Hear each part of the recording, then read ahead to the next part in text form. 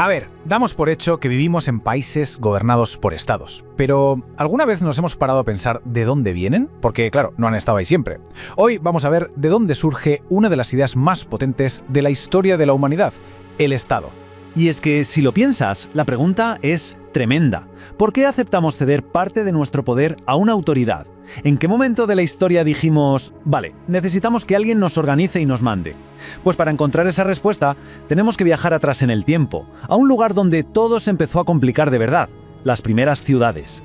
Aquí es donde empieza todo el meollo. Cuando los seres humanos pasaron de vivir en aldeas pequeñitas a apiñarse en ciudades, no es que solo cambiara el paisaje, es que cambió absolutamente todo. El contraste es que es brutal. Por un lado, tienes la vida en la aldea, sencillita, cada uno a lo suyo, autosuficiente. Y por otro, la ciudad, un auténtico hormiguero de gente con necesidades nuevas y gigantescas. De repente, había que gestionar el agua para miles de personas, levantar murallas, coordinar las cosechas a gran escala. Tareas que, eran imposibles para una sola familia. Hacía falta algo más, algo nuevo, una idea. Y justo de ese caos, de esa necesidad imperiosa de organización, nació una de las invenciones sociales más poderosas y que más han durado en toda la historia, el Estado. Una herramienta para intentar, al menos, poner un poco de orden en todo aquello. Vale, entonces, ¿qué es exactamente el Estado? Pues, en esencia, es esa organización política que se encarga de los problemas de todos. Pero ojo, no se trata solo de tener el poder, sino de usar ese poder para hacer cosas muy, muy concretas. Y aquí lo vemos desglosado. Lo más interesante de esto es ver cómo cada una de estas funciones responde, directamente a los problemas que surgieron en la ciudad.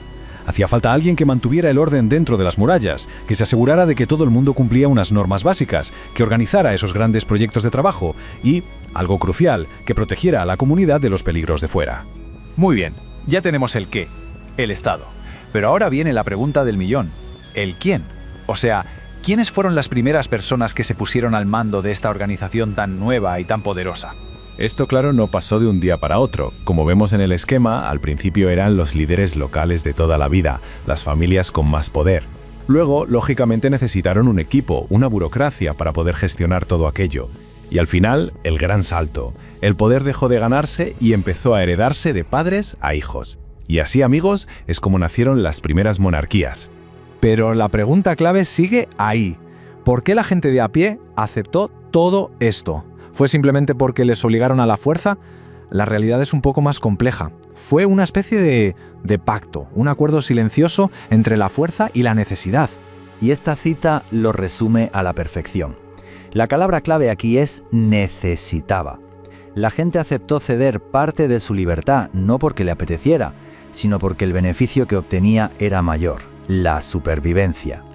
Necesitaban un líder que organizara tanto la defensa como la comida. Era un trato en el fondo. Y esta tabla lo deja clarísimo. Es un intercambio, un toma y daca. El gobierno, por un lado, proporciona organización y seguridad, que son los dos pilares para que la vida en una ciudad funcione. Y a cambio, la población acepta su dominio. Y sí, acepta incluso que se use la fuerza para mantener ese orden. Un pacto de lo más pragmático. Claro, todo esto suena muy bien, pero ¿quién pagaba la fiesta? Toda esta estructura de gobernantes, de funcionarios, de soldados, necesitaba recursos para mantenerse en pie. ¿De dónde salía el dinero? La respuesta es esta: el excedente. El motor del Estado era bastante sencillo.